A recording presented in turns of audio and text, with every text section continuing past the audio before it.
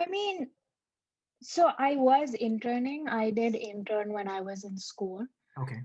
So it was just a way to get your foot in the door. I wasn't really like internships, I wasn't really doing any design work. I was just like, collecting materials or something like that. But it was a good way to like just get to know somebody outside of school who's in the field. And then I was just like I had a portfolio, obviously, like graduating from school, but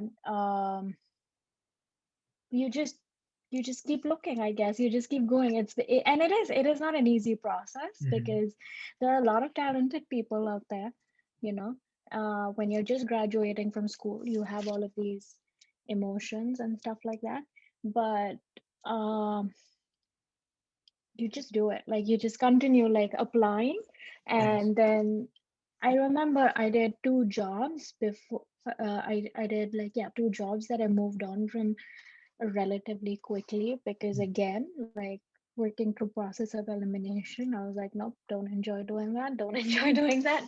And then I suddenly, on my third job, I interviewed for and I got it. And he's now my mentor, my boss at that point in time.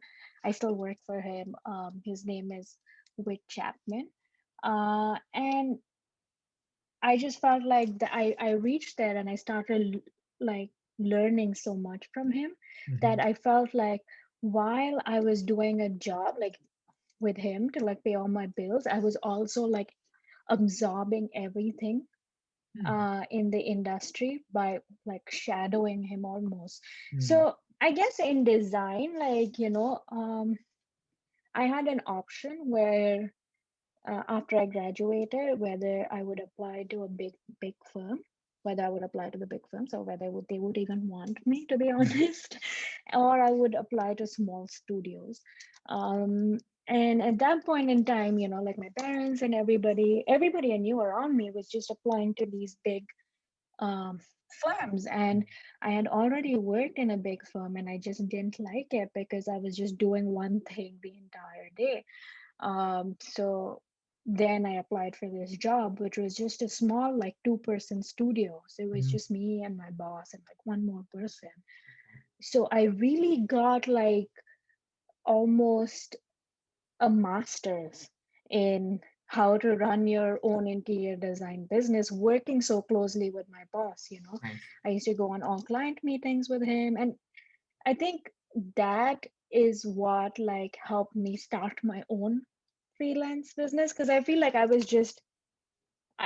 that's all I was doing while I was there. I was just absorbing each and everything, like learning about like the government related stuff, like the licensings that you have to do and all of that. So I always tell people this that if you want to start your own thing, like right, like after school, I'd strongly suggest working with like a small company, where you can where you have space to learn, you have space to ask people questions, not at Sure. your own dime, you know, um, and be involved.